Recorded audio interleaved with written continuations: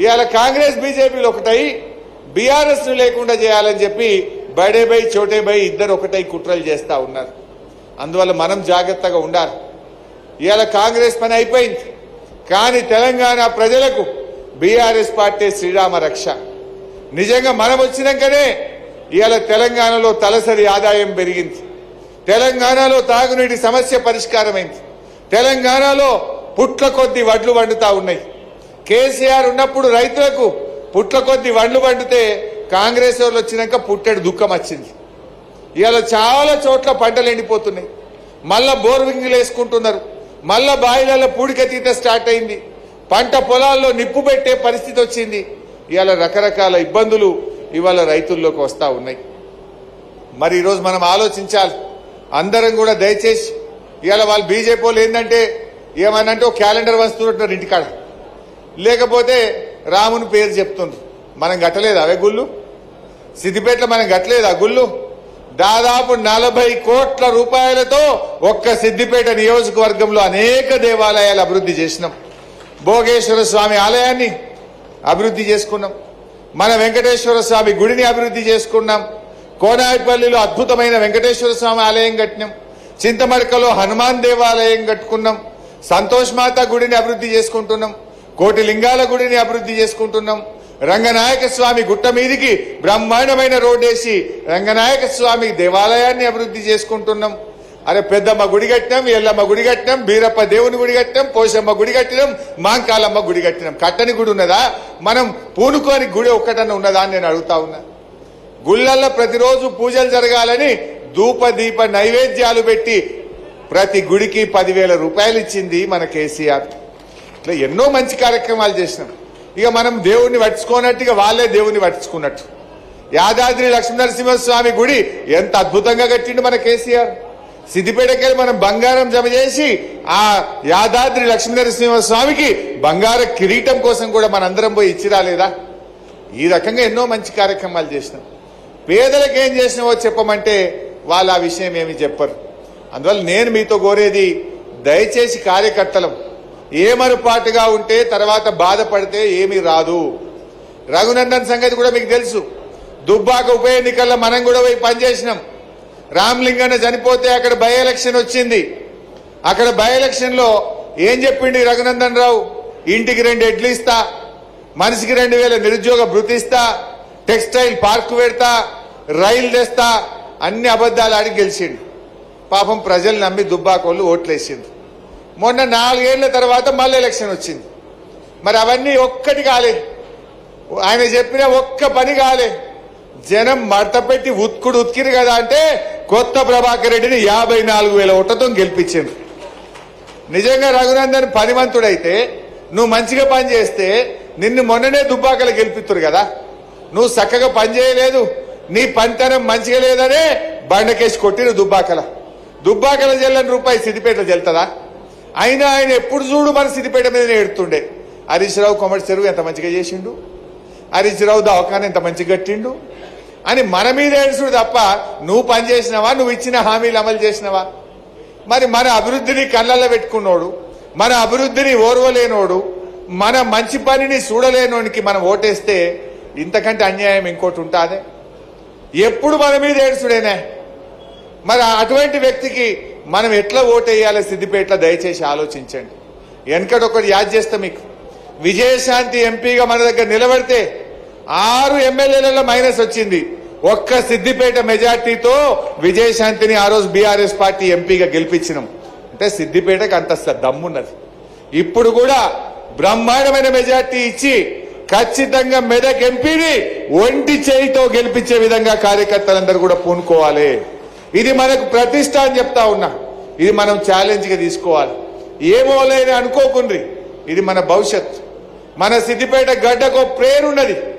తెలుగు రాష్ట్రాల్లో మీరు ఎక్కడ పోయినా సిద్దిపేట అంటే గులాబీ జెండా అడ్డా అంటారు. ఇవాళ పులివెందుల అంటే వైఎస్ రాజశేఖర రెడ్డి పేరు చెప్తారు, కుప్పం అంటే చంద్రబాబు పేరు చెప్తుండ్రు. సిద్దిపేటకు కూడా పేరు ఉన్నదా లేదా కేసీఆర్ అని? ఆ పేరును కాపాడుకుందామా, తక్కువ చేసుకుందామా? ఆ పేరును నిలబెట్టుకుందామా, కమ్మి చేసుకుందామా? ఒకసారి జారిపోతే ఆ గౌరవం దొరుకుతుందా మనకు? అందువల్ల ప్రతి కార్యకర్త కూడా నా రిక్వెస్ట్ ఒకటే, నెల రోజులు కష్టపడదాం. రోజు సోషల్ మీడియాలో 4-5 పోస్టింగులు పెట్టండి, లైకులు కొట్టండి, ప్రత్యర్థుల దుష్ప్రచారాన్ని తిప్పి కొట్టండి, నిజాలు ప్రజల ముందు పెట్టండి. అది ఫోన్ రూపంలో కానీ, చర్చల రూపంలో కానీ, ఇంటింటికి పోవడం ద్వారా కానీ మంచిగా మనం చర్చలు పెట్టాలి. మా మోయిస్ భాయ్ కూడా చెప్పిండి, ఇప్పుడు ఈడ కాంగ్రెస్ 3rd ప్లేస్లో ఉన్నది, బీజేపీ కాంగ్రెస్ ఒకటై కొన్ని చోట్ల డమ్మీ అభ్యర్థులను పెట్టిండ్రు. కరీంనగర్లా, మెదక్లా, మల్కాజ్గిరిలా, సికింద్రాబాద్లా ఇట్లా కొన్ని చోట్ల బీజేపీని గెలిపించడానికి కాంగ్రెస్ వాళ్ళు డమ్మీ అభ్యర్థులను పెట్టిండ్రు. దాంతో ఏంది, వాళ్ళు బీజేపీకి లాభం చేసే పనులు ఉన్నారు. మన దగ్గర కూడా అదే జరుగుతూ ఉంది. అందుకే నేను ఏమంటుంటే, ముస్లిం మైనార్టీలు కూడా ఒకవేళ బీజేపీని ఓడించగలిగే శక్తి బీఆర్ఎస్కే ఉందనేటువంటి విషయాన్ని కూడా మా సోదరులు తీసుకుపోవాల్సినటువంటి అవసరం కూడా ఉంది. ఒకసారి వాళ్ళ మోసాలు కూడా చూద్దాం. ఉందా, ఒక పావుగంట ఒప్పుకుందా? ఆకలి అవుతుందా? ఓ స్టార్ట్ చేయి భయ్ ఒకసారి. కాంగ్రెస్ మోసాలు మా వాళ్ళ కార్యకర్తలకు అర్థమైతే జనాలకు మంచిగా చెప్తారు.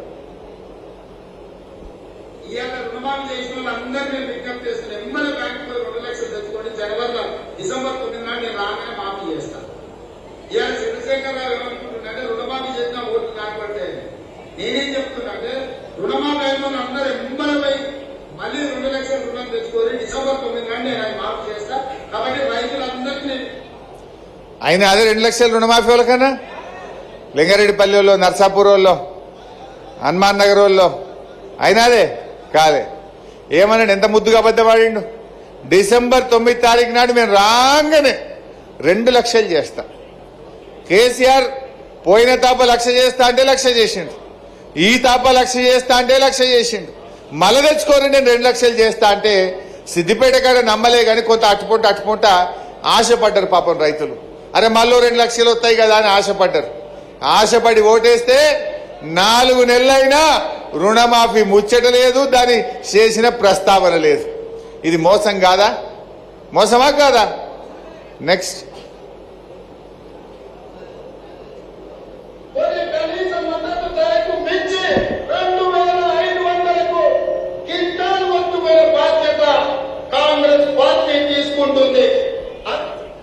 సిద్దిపేట మార్కెట్ పోండి. ఇప్పుడు మీరు ఎవరన్నా చక్కగా ధైర్యంగా వడ్ల మా బీట్ ఉంది కదా, ఏమన్నాడు, వడ్లు 2500 క్వింటాలు కొంటా అన్నాడు. ఇప్పుడు పోదాం సిద్దిపేట బీట్లకు. మీ లేదా మీ ఊర్లల్లో బీటు పెడతారు, ఎట్లాగూ లింగారెడ్డిపల్లి కాడ కూడా పెడతారు. అది ఏం రేట్ వస్తుందో చూడండి. 1560కి అమ్ముకుంటారు. ఇవాళ మద్దతు ధర 2160, కనీస మద్దతు ధర కూడా వస్తలేదు. తాలు పేరు మీద 2 కిలోలు 3 కిలోలు కటింగ్ పెడుతున్నారు, మద్దతు ధర వస్తలేదు. ఈయన చెప్పుడేమో 2500, వచ్చుడేమో 1560. ఇది రైతులకు మోసం కాదా? నెక్స్ట్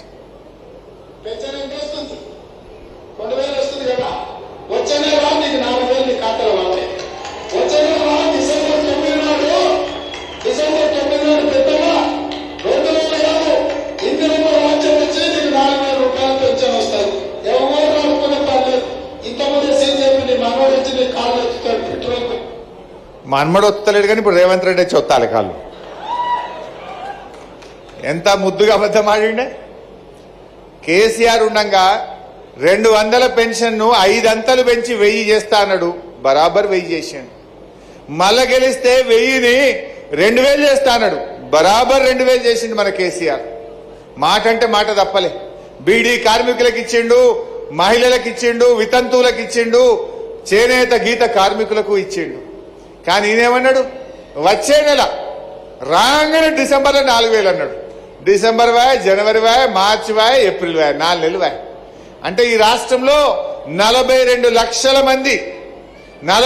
లక్షల మంది పెన్షన్ తీసుకుంటూ ఉన్నారు నెల నెల. ఈ 42 లక్షల మందికి ఒక్కొక్కరికి 8000 రూపాయలు కాంగ్రెస్ పార్టీ బాకీ పడ్డది ఇప్పుడు. అంతే కదా, 4 నెలలు ఇంటూ 2000 అంటే ఎంతనే? 8000.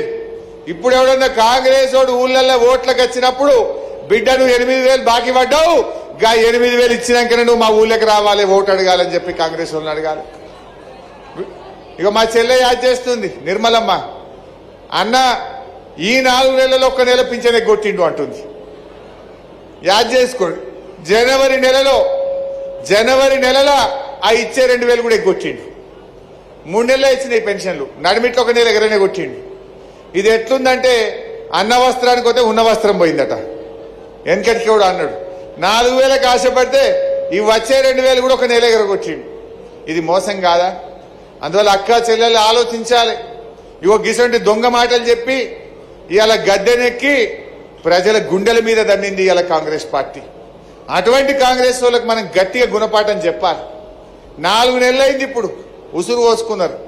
ఈ ఎంపీ ఎలక్షన్ల గిట్ట కింది మీద అయిందనుకో ఇంకా 4 ఏళ్లు మన ఉసురు పోసుకుంటారు వీళ్ళు. అందువల్ల వీళ్ళ మెడలు వంచాలంటే మనం బీఆర్ఎస్ పార్టీ గెలిస్తే రేపు అసెంబ్లీలో బల్ల గుద్ది బిడ్డ ఎట్లా ఇయ్యవు నీ సంగతి ఏందని చెప్పి నేను అడుగుతా. నీకు జనం సురుకు పెట్టిండ్రు, ఎంపీ ఎన్నికల్లో కర్రు గాల్చి వాత పెట్టి